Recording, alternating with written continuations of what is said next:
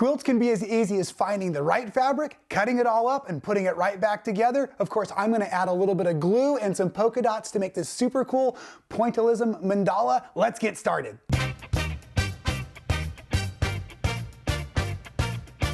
You know me, I get most of my inspiration for my quilts just from the fabric I find. And when I found this incredible ombre from Moda, and you know I've been using a lot of it, I literally just fell in love. And what I really wanted to do for us today was create a very basic project where I would just use the body of color in the fabrics to create a simple design. So join me at the quilt. What you're looking at here really is simply just a few different size circles, and I've cut them and both in the size increments but also in color increments along the ombre fabric itself, so that I could really play kind of in these lines of symmetry that you see and create something that was really, I think, attractive but fun. There's so many options, they can be a little bit overwhelming, so the things I did to kind of approach the palette with ease was I prepared all my fabrics first. So I had like literally, I think, a yard of each of the colors they provided, and you see them all represented up here, but you can even do it with one body of color if you wanted. I took from the center fold over, here, I'll just show you this piece that was still cut. So what I was going for in my portions was I wanted some for my stash. Of course, I'm a quilt maker. And right across here was the brightest, the most light portion. So from selvage to selvage, it goes dark to light, back to dark. And so in doing this here, I put fusible web. This is the heat and bond feather light. I put it on more than half of my ombre so I could use all of these colors. Hopefully that makes a bit of sense for you. So that's what I have left over here, was the rest of the other half, the other part of the selvage. And then once the fusible web is on here to stabilize my circles, both for the cutting, but also for the gluing down to the background fabric, now what I'm going to do is I'm going to go ahead and start cutting out circles in a line so that I can keep all the colors the same per circle size, but the colors change as they go across the ombre. Really fun. Now, in the quilt, I told you I dealt with grid lines, so I'm thinking in numbers of 8, so 8, 16, 32. So I want to try to get as many pieces as I can in increments of 8. Now, if you've never used your circle rotary cutter before, they're really fun and easy, but the bigger the circle, the easier it is to cut. So I'm going to show you one of those first. So what I'm going to do here is I'm just going to knock the cap off the table, but I went ahead and retracted the cover. I have a point here, and now what I'm going to do is as I set this in, before I even remove the cover, is I'm going to go around and make sure that as I cut, I have a full space, and I'm not cutting into any of the spots I've already cut into before. So now I'm going to go ahead and pull this cover back, and I'm going to cut a circle using the ratchet function here. And you can see that when that cuts, it cuts beautifully, and I also have the paper on the back, which is really good, you know, for handling them. Now, one of the tricks I want to show you, because I'm using the smallest circles on the cutter, is when I take this down nice and small, and I'm going to go to a new section so I can keep cutting this size circle across that band. So when I go to a new section for a new color, one of the things I do with these smaller circles is if I just start to try to twist it, the actual physics of the tool starts to bend a little. So what I want to do is I want to hold this, and I'm going to use my left hand here to start to push and actually create my circle this way. So I'm putting my downward pressure with my right hand, and my left hand is the motor, and that way I also get a nice clean cut with my small circles. And then everything else in between was something this size, and then the smallest, and like I said, I made 4 different sizes of circles, and then I stacked them all up so that my palette was ready to go. Now, before we can start putting our polka dots out and about on our background, let's talk about the background as well. I've got it right over here, and I've already prepared it on the board, and I'm going to bring it around so you can see. Now what this is it's the Gradations fabric from Northcott, and I chose it because it looks like a rock texture. I'm hoping you can see that here in today's tutorial. But it's wonderful, comes in a bunch of different shades, but my inspiration for this style mandala, I was looking at photographs of painted rocks that were done with little polka dots. So I wanted a rocky texture here. Then what I've also done is it's cut down to 40 inches by 40 inches. Up to 44 you can use, but I wanted to consider the backing when I was quilting, so I didn't go all the way to the selvage. So it's a square, is what I'm trying to say, just a square. Then you can hopefully see I've pressed a line across the center, both horizontally and vertically this way, but I also need these diagonal lines. These are marking lines, but I'm not using chalk. So at any rate, I'm going to take a point here and I'm going to grab a corner, and I'm just going to fold it. This is also a great way to make sure you're square. So from a corner to corner like this, then I just take a nice hot iron, and I'm going to set an iron crease here, like yay, and then I'll do it again in the other direction so that I have all 8 lines of symmetry here in my project. Okay, and then right here's a dead center, and now I have these lines going this way. I had already pressed them in a little bit before you got here today. So in my brain, in this particular project, and a great starting point for you, a couple of the things that I found for me, I said earlier, so many options that, gosh, let me talk you through what I think I found were a couple of really easy ways to approach this, get away from some of those options. Let's start in the center, and as you can see behind me, I started with my largest circle, one of my very brightest circles. I want this to be as symmetrical as possible. So you can probably even see there was a crease line. That was the fold in the fabric. I'm hoping you can see that. But if nothing else, I'm going to also take in here and I'm going to fold. Now, if you're using a fusible that's really sticky, obviously go fabric side to fabric side. Either way, all I'm trying to do is get 4 points on my circle that I can set like in the bullseye of my center of my fabric. So I can basically guarantee that this circle is dead center because I'm going to use it then to lay out my pieces as I go. Now, I've reverse engineered today's quilt. So hopefully if I go down my board that I have here where you can see all my palette put together, all of my pieces put together, it should come together pretty nicely. A couple of my favorite pieces in the quilt behind me actually were the end pieces that I did, which fall onto these corners. So I actually had the same size circle, and that's just been cut in half. And so these are going to follow. And again, if I want to make sure I know where center is, I'm going to fold, find that center point, fabric to fabric.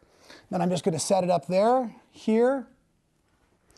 And then these few pieces, I've actually left the paper on the back because some of us, when we work with fusible web, we struggle to get the paper off the back.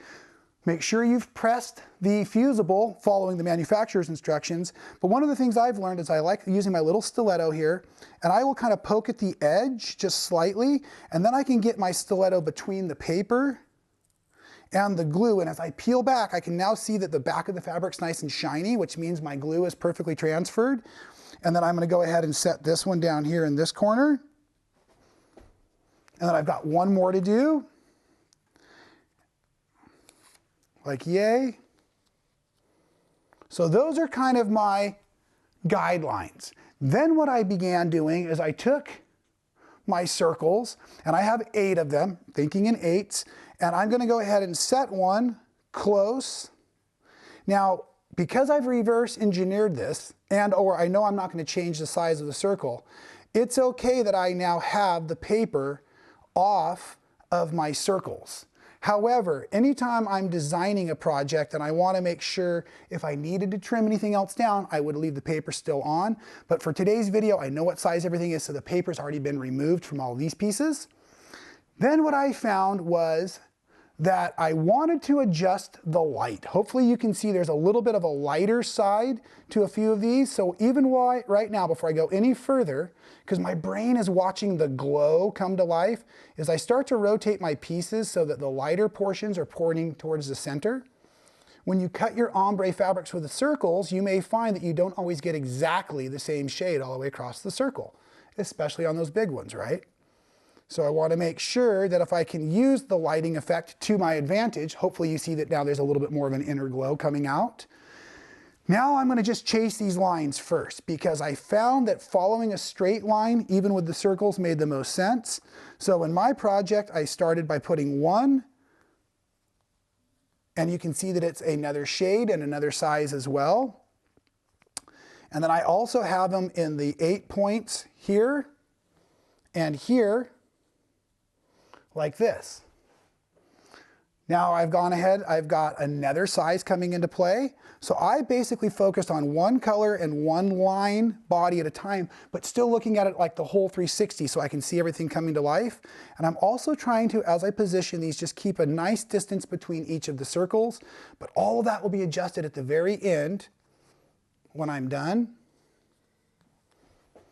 So as I float these around like this, you can see I have those 8 pieces coming together, and you can hopefully start to see that that's the way that the quilt itself is coming together also. Okay, so I'm going to continue out these lines right now here, and I'm going to go ahead and set in my green pieces, if I remember correctly. We're here. And the fun part about this is that even if it doesn't come together the way I had done it earlier, I still know that all my little colors and everything are accounted for. Still building out.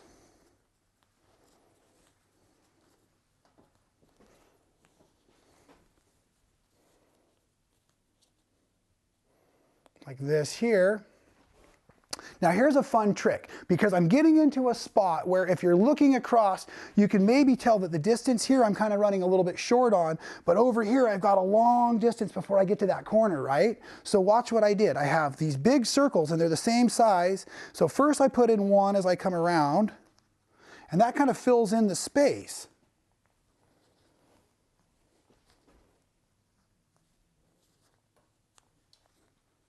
But to keep the message and the colors alive, I have a few extras, and this is why, even though I didn't have, let's say, 16, but I might have had 12, I can make this work. So I've doubled up on the long rows, and that starts to keep that same color going. So that's how you use some of those medium sizes where you get kind of multiple increments. So here I'm going to do, this row is finished.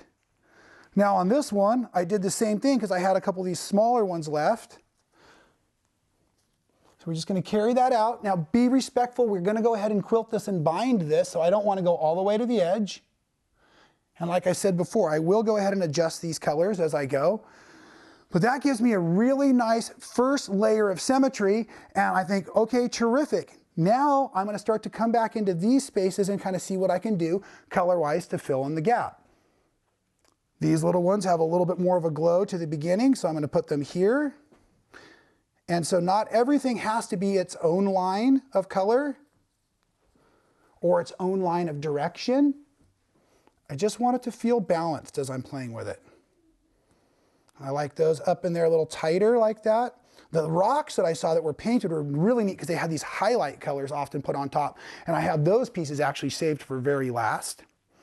Okay, so now as I was working through here, I come back here, and now if you see, this piece and that piece are the same, but remember, I was teaching you to do it in lines, so yes, you can certainly repeat your pieces, and this one goes in here and here, because I'm looking at kind of a new line starting to develop in my brain, but this is no longer my first Pointillism Mandala rodeo either, so I'm getting a little bit more the hang of the design principles here. The first time it looked like a shotgun when I was done. There was just dots everywhere, and I didn't like that effect. So I tried to figure out how can I share with us the better way. Obviously lots of circles in here, so my hand already knows I'm going to double up in that spot.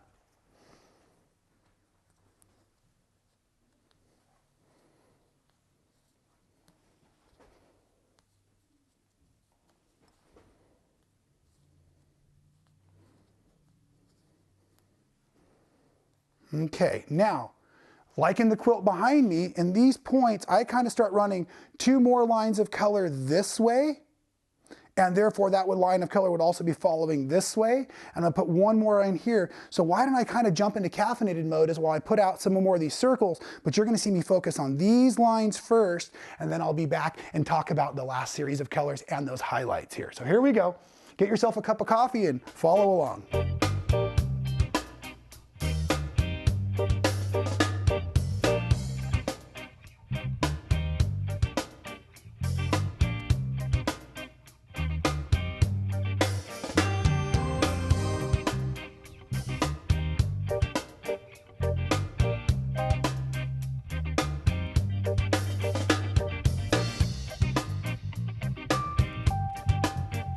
Hey, hope that coffee's not too hot for you and you're enjoying it. Now, before I can move on to build in my next layers of color here, what I want to try to do is straighten out these lines so that I know what kind of negative space I'm dealing with in here. So one of the things, maybe you can see this line's a little wavy, so I'm going to use my stiletto now to start to line things up, and I'm looking at the relationship between the circles and the circles that I've already placed, keeping in mind these circles are on a true straight line, where these circles are now floating. So I need to be relative and make sure that I'm not squishing everything. So I go through here and I just fine tune everything in my spaces. And I do like it when they really feel like they're kind of running in these straight lines or rays back to my center. Sometimes based on the size you choose, you might get a little bit of a rounded curve line. If you don't like that, just put a different size in there, put a different color in there, it's okay. And I'll just have this ready for us in just a second. It's just, I can't tell you to do a step and then not do it, right? There we go. Hopefully you can see the way all of this is coming together so nice and symmetrically. And don't you love the way the colors kind of glow and work? And again, that's coming from both the coloring of the ombre, but also it's coming from the size and the positioning and the way they work together. There. Let's scoot that down there a little bit. Okay, so hopefully you got an idea. I'm just trying to straighten these out so everything fits within its lines. Now what I want to start doing is laying in my new colors here. So I'm bringing in a new color family, and I really find that that also helps bring out some of the colors in the project itself. So I will introduce some of these new colors again in a moment as part of the highlights. So I'll use some of my purples and pinks as my highlight colors. I'm just trying to fit those in between where the green rows were. So it's like a row starting in the middle almost. Now I'm going to carry these out here. We'll just go around the clock one more time.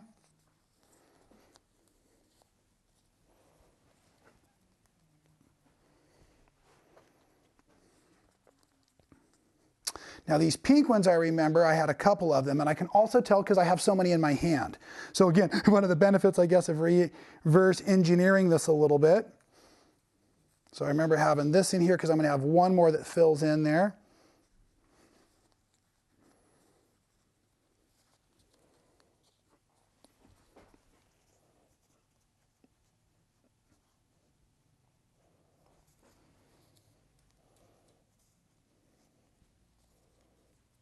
Okay.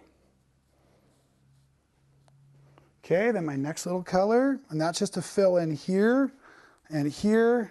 I also want to warn you, if you have any of the colors get too dark onto the background, as you iron them down, they may start to kind of disappear. I actually found that in a couple of my shades I used on my original mandala. And what you can do is you can always put a highlight right on top of those as well. It's a real fun little trick. Now, and what you're also looking at, I should have pointed this out, I apologize for not mentioning it earlier. I'm using the exact same fabric that I did for the one behind me, so I'm getting multiple quilts out of those cuts from the ombre. And I obviously have plenty to do more with. Now, as I come back in here, I remember that these big ones aren't going to fit so much in this space, but I have also enjoyed using these big ones as highlights in other spots. So here, if I remember correctly, because if you can see, I'm trying to bring this purple color still in this circle around. So by adding my purple on top of my green like this, here I'm bringing the circular effect for your eye around here as I go. And then if I remember correct, I had probably this purple here. And I'm just counting up or down. And again, with the highlights, you'll probably put them down and audition them, and then look back and say, well, maybe I wanted something in a little different location or whatnot. So I can play with all these like this as well. Have a lot of fun there. Okay. These lighter ones, I remember starting to drop onto, this next band, because I did keep the color families the same when possible. I'll show you what that means here in just a second.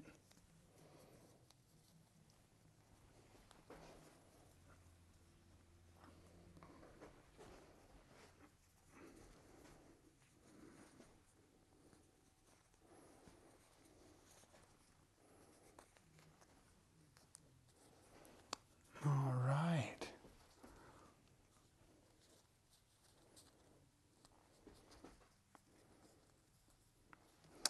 like that there. And then I also have a couple of these real bright ones here that I want to show you what happens. These will kind of light things up as we come in here. So I'm going to first put them in these opposite spots as I go around, like that. And then I can also position them on the radiating lines as they go out. So again, just trying to carry your eye through the color. One of the ones that I really liked doing was some of the offset circles. So I've got a bunch of these really light colored ones. And so what I did for those is I actually came in here and I set them, instead of setting them right in the center of the circle, I set them kind of offset. So here I'm going to offer this option where I've got 2 offset and then 1 centered. Then when I come over here, I'm going to do 1 offset and 1 centered. Then back over to here, I'm going to have the 2 offset like that and the 1 centered. And that just gives a whole new variety of something to look at as I go around. So I'm offering each row the similar lines of color and symmetry, but also offering little unique things to look at around the quilt based on color or movement, texture here. And I can see that I've dropped a couple pieces on the floor, but nonetheless, you probably want to hear, Rob, how did you quilt it? Because you can see how it's all coming together. Okay, but before I can tell you to quilt it, I need you to get it pressed down. Please don't press anything until you're all completely satisfied, right? Make sure you've gone through with your stiletto, make sure you've taken some photographs, looked at it at a distance and up close, because it really helps you read your color translation and your glow. Once it's all pressed down, and I'm going to press and lift with my hot iron. I'm not going to slide it around because those little circles could go missing, and I don't want to tell you where they're going to be hidden, but they might be smoking from the bottom of your iron kind of thing. So yeah, just press it, lift, press it and lift. Then you get your backing ready and you get your batting there, and then check this out at the quilt. All I have really done simply is I started right in the center, and yes, I did do it free motion style, but I just free motion quilted around the circle. And then I stopped, moved to another circle, free motioned around the circle. So I did each circle independently until I got to the circle where I have a highlight circle on top of another one. And then I would do the outside circle, and then I would move quickly to the inside circle. If they're close enough to the edge, I can just kind of carry my stitch over. But once they get out into those center areas here, I actually had to cut thread and move over. So this is a fantastic way to practice your tie on and tie off in your free motion quilting. But when I was done, that's all I ever needed to do for all of the stitching. Everything's anchored and secured and quilted, and this quilt is ready to go. Wow. I know it's a lot of information, but I got to tell you, it's twice as much fun. I hope you love this mandala project here. I'm getting a lot of fantastic feedback on the use of all these ombres. So please let me know in the comments below what you thought of today's video and what else you'd like to see done with our wonderful ombre fabrics. We'll see you next time at Man Sewing. Thanks for being a Man Sewing fan. It's great to have you out there encouraging me to create fantastic new content. If you've missed any of the videos, we've got links for you here and here. And while you're checking those out, make sure you're subscribed. We don't want you to miss any of the action.